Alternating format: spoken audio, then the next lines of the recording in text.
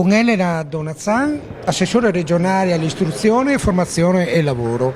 Siamo qui a Mestre in un convegno dell'Apindustria della città metropolitana di Venezia con tutti gli associati. Ecco, qui si parla di impresa e vita, generiamo lavoro e ricchezza. Lei è l'assessore regionale.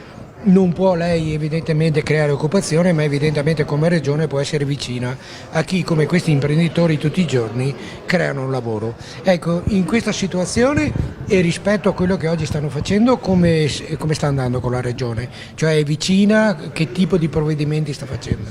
Beh, dai numeri che API Industria di Venezia ha prodotto a tutta la platea direi di sì, che c'è un rapporto molto stretto. Questa associazione ha saputo interpretare i bisogni dei propri imprenditori, usare bene le risorse che la Regione del Veneto mette in programmazione, ma devo dire in questo caso anche che noi come Regione, come assessorato, abbiamo creato degli strumenti utili. Per cosa? Beh, sostanzialmente per avvicinare il mondo del lavoro con il mondo della scuola, cioè il mondo dell'impresa che possa dialogare con il mondo della scuola. Secondo, fare in modo che per le imprese che hanno bisogno esattamente di quella figura professionale ci siano strumenti che si chiamano work experience, e qui ne sono stati usati 120 da questa territoriale, che prendi la persona disoccupata, la formi esattamente per il tuo bisogno e poi te la prendi in azienda. Si è investito nell'apprendistato, anche qui sono stati dati dei numeri molto confortanti. Credo che Regione del Veneto con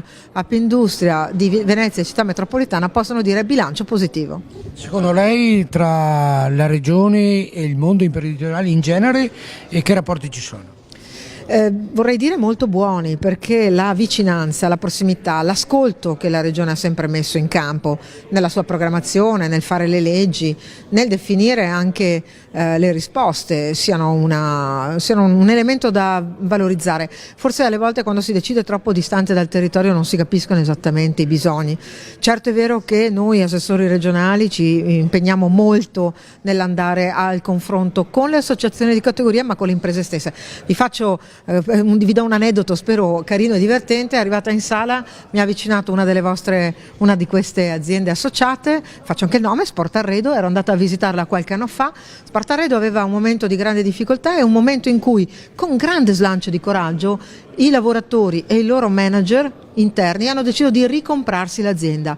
Era una sfida per qualcuno quasi impossibile, l'hanno vinta e oggi 4 anni dopo, di fatto 3 anni e mezzo dopo, questo imprenditore ieri era solo un dirigente, oggi è un imprenditore, mi ha detto: sa, lei è venuta a trovarci.